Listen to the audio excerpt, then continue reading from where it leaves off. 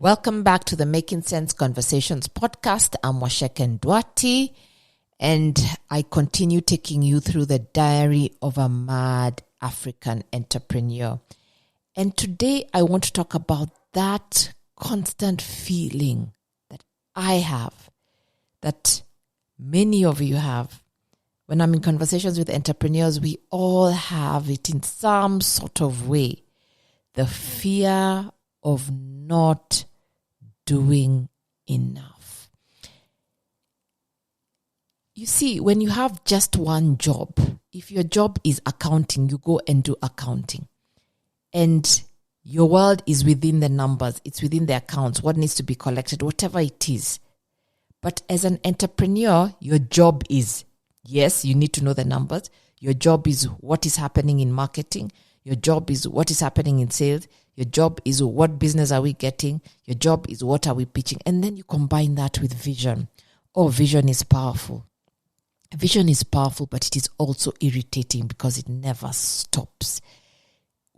When I have looked back and there are milestones I have achieved, but I didn't realize I had achieved the milestones or at that point what I thought the vision was, because the next thing is in front of me. It's like almost getting to the peak of a mountain, but then before you get to the peak, you're already seeing the next mountain with a higher peak. So you start focusing on that. So even when you climb the peak of the first mountain, you don't realize that, hey, my goal before was that mountain and I've conquered it. I'm busy struggling with the second mountain.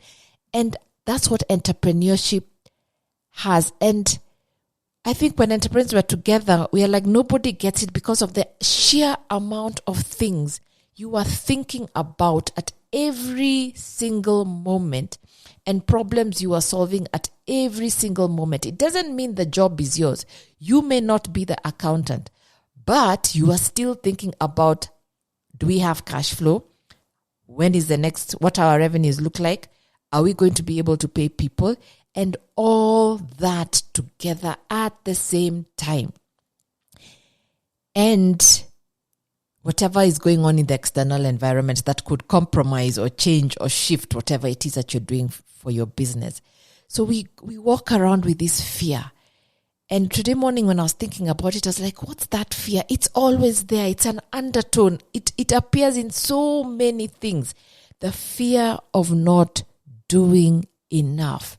And then you may go and listen to other entrepreneurs. You may look at something on Instagram. You may even go for a course and they are fine. But sometimes I've walked out of there when I hear what other people are doing and I celebrate them. And I'm like, oh my goodness, I am not doing enough. And I felt this over and over and over. So I just want to share my experience with this. And fear, I think, is one thing I'll talk about in so many different ways. But today is a fear of not doing enough. And just to take you back a little bit, what started to change my relationship with fear? In this same spirit of fear of not doing enough, I used to call myself a procrastinator. When people would ask me, what's your biggest weakness? I'd say procrastinating. What do you think you can get better at? I'd be less procrastinating. I mentioned it so many times. Then I did this program where they asked other people to evaluate me, people who knew me at work, people who knew me from home. So I even asked my mom, friends who knew me. And there's one word all of them said about what they admire about me. And they said, we admire your ability to think and reflect before making decisions. I was taken aback because I had always called it procrastination. So here I was with the fear of not doing enough, calling it procrastination. But the truth is, I think and reflect before making decisions. Now, am I perfect? No. Are some things purely procrastination? Yes. But I had taken this procrastination not as a one-off, sometimes I fall like everybody does. There's no perfection. Nobody has perfection. I'd taken it as an identity. I am a procrastinator and believed it. And I think I self-sabotaged and it led me to procrastinate on things I shouldn't have because that's the label I gave myself. So the thing with fear, it makes us give ourselves label. You become the identity. And I've learned now what I do is not necessarily who I am. I procrastinate sometimes. It does not necessarily mean I'm a procrastinator. Actually, many times when I called myself a procrastinator, as I said, I was thinking and reflecting before making decisions. So you have to think about fear, even this fear you're walking around with of not doing enough, as like separate from you. It's like a sticky note that you put on a paper, but it is not the paper. It is something that can be removed. It's like a thief in your house. And even the Bible says the enemy comes to kill, steal, and destroy. So this is like a thief. And that thief is stealing the way you see what you can do, the way you see the world, the way you live and approach opportunities. So it's time to get that thief out and understand it's a thief in your house, but the thief does not belong in the house. That thief is not you. So that fear of not doing enough does not mean you are not doing enough. But let's go a bit deeper about this doing enough. Because we are all walking around with it. I see people doing, from my perspective, amazing things. But when I sit down and talk to them, they're still saying, I'm not good enough, I've not done enough, etc., etc. I should have done this better. This has fallen apart by this. And there's so much self-blame. But first, let's look at what is doing enough supposed to look like? Who put the formula of doing enough in our head? So we look at traditional success, the amount of money, the size of the business, the scale of the business, how many employees should have, are people happy? There's so many traditional success factors. What you should be earning. Yeah. And even if you have money, and the people who have money and they still don't think it's enough, they still believe they're not doing enough. So it's not the money. So, but we've got to figure out, what is this traditional notion? I'm not an early person. I'm not an early morning person. I don't interact with the world early in the morning. I may be awake, but I'm not. But what did tradition tell me? Early risers. I used to hear all these things of people who are in the office or are up at starting to work at 5 o'clock in the morning, other people who are successful. And for many years, I tried to be that. And, I crashed and burned. It didn't work for me. So whatever I have done, I have not done it because I'm an early riser. Absolutely not. So what is this traditional there about the hours you work? Must it be 8 to 5? Must your business look a certain way? So I want you just to ask yourself, what is this enough I'm chasing? When does it actually become enough? When does the money come enough?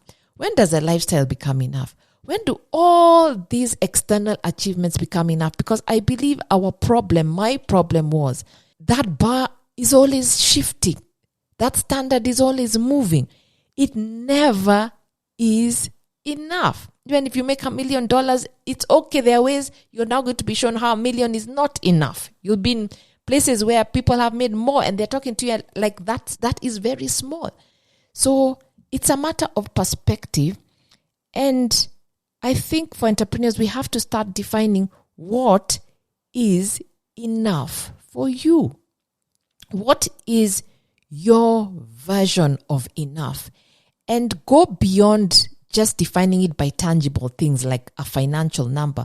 Go to, what is it? What is the actual experience you want out of this? So you want fulfillment, you want purpose, you want financial stability. What does that look like? Not in terms of numbers, but define it. Yeah. My kids go to school. We have 3 square meals a day. We go on holiday. Just define it. Because if we continue working on the number, we continue working on how the business should look, we continue working on what markets you should be in, all that is fine, by the way. All that is strategy. Yeah, that is okay.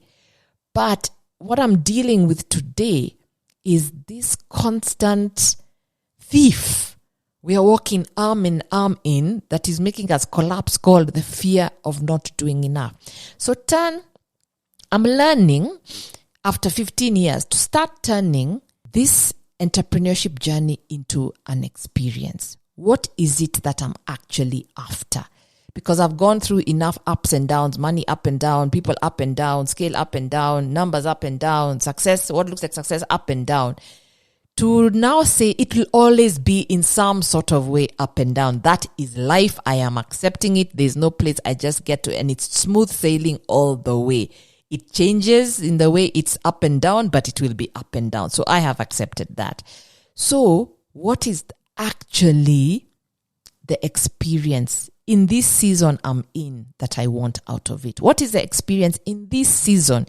Your season and my season are different. In this season you're in, what is the actual experience that you want out of it?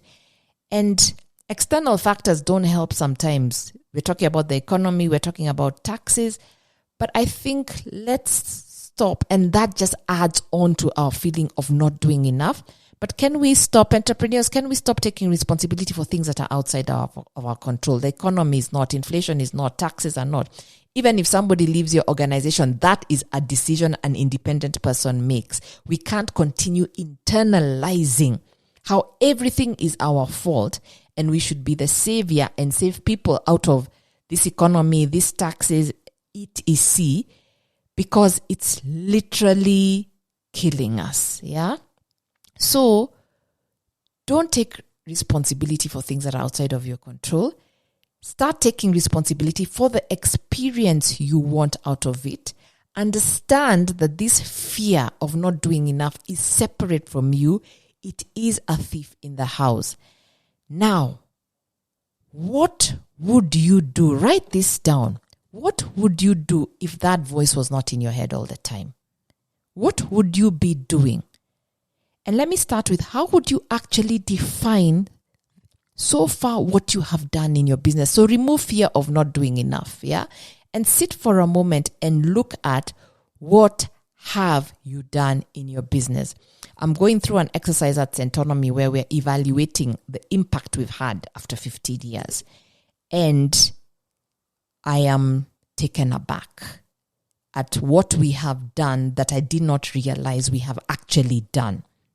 You'll be hearing more about it, but I wish I did this 10 years ago. I wish I did this 12 years ago. At every point, just taking stock. What I've been doing is absorbing why I've not done enough. Absorbing the external world, the economy, what is going on, politics, yeah? And internalizing all that and becoming a huge ball of fear of not being enough and not doing enough. But what I did not do to counter that is take stock. Even if you take stock today, what have I achieved? And it doesn't have to look like traditional productivity. Yeah. If today you achieved rest, that is a tick in your book. That's a tick. Yeah. So what did you achieve? And now look at your year. And if you've been in business 1 year, 3 years, 5 years, 10 years, 15 years like me, what if I start talking about how many things I'm yet to do and what the problems we'll have will go on forever? But what have you done? What have you done? And you will find you have mentored people, you have raised people, you have transformed lives, you have created fantastic products, you have expanded, you have created a fantastic culture. Even those people who've left you have gone on to bigger and better things for themselves. Yeah. You have sustained a business this far. However far it has become, you have sustained your business. Even in this environment, your business is still running. That is something to celebrate. So let's talk more about what we have done. Somebody challenged me the other day and said, Waceke, if you are talking about things being so hard and not doing enough, what are the rest of us going to say? And I took that on as a challenge. Yes, being in business 15 years, yes, I do have. Now I'm thinking, yes, there's a responsibility there to start talking about, this is what I have done. This is how I've done it. Yeah. So then people can say, okay, then it's doable, but we can't all be talking about it's not good enough, we haven't done, we shouldn't, and things like that. So whatever fear it is, and it comes in so many different forms: fear of not doing enough, fear of rejection, fear of failure, fear of not being enough. I think it's time we shift that narrative and start saying, what actually have you done? Let's start seeing how good we are. As African entrepreneurs, as Kenyan entrepreneurs, to be running a business in the context we run business is not easy. Many people would not be able to pull it off. Yeah. So Let's turn this around and let's get that thief called fear of not doing enough out of our houses. Thank you so much for listening. Do follow, subscribe, and see you next time.